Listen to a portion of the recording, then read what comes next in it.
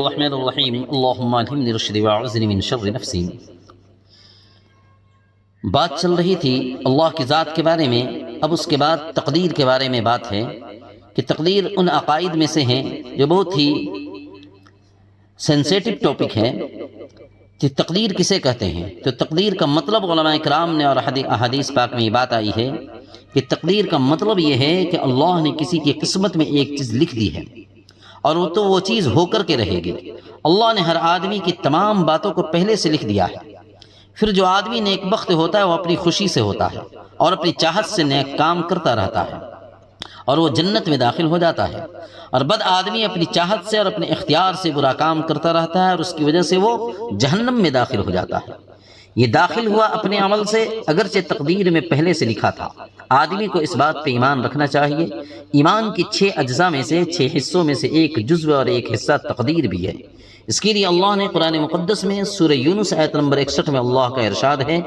وَمَا يَعْزُبُ عَنْ رَبِّكَ مِن مِّثْقَالِ ذَرَّةٍ فِي الْأَرْضِ وَلَا فِي السَّمَاءِ وَلَا أَصْغَرَ مِن ذَلِكَ وَلَا أَكْبَرَ إِلَّا فِي كِتَابٍ مُّبِينٍ، کہ تمہارے رب سے کوئی ذرہ برابر بھی پوشیدہ نہیں ہے،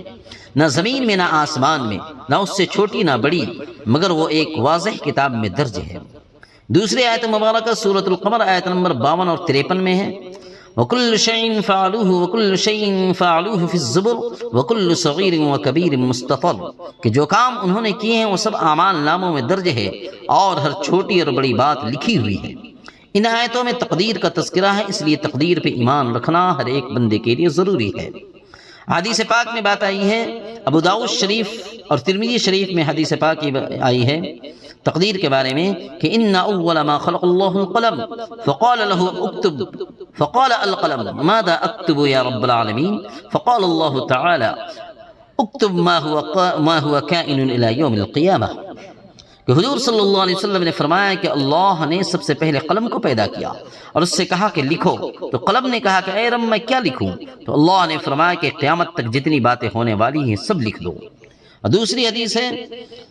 مسلم شریف کی، ان عبداللہ بن عمرو بن العاص رضی اللہ تعالی عنہ قال سمعت رسول اللہ صلی اللہ علیہ وسلم يقول كتب الله مقادير الخلائق قبل ان يخلق السماوات والارض ب50 الف سنہ وقال وعرشه على الماء، کہ حضور صلی اللہ علیہ وسلم نے فرمایا کہ زمین و آسمان کے پیدا ہونے سے 50,000 سال پہلے اللہ نے مخلوق کی تمام مخلوق کی تقدیر لکھ دی، اور یہ بھی فرمایا کہ اللہ کا عرش پانی پر تھا۔ اور تیسری حدیث ترمذی شریف کی ہے کہ حضور صلی اللہ علیہ وسلم نے فرمایا کہ تقدیر میں جو خیر اور شر لکھا ہوا ہے اس پر جب تک ایمان نہ رکھے آدمی مومن نہیں بن سکتا ہے۔ یہ بھی جان لے کہ جو اس کو پہنچنا ہے وہ کبھی خطا نہیں کر سکتا ہے، اس لیے ان باتوں پر ہمیں ایمان لانا چاہیے۔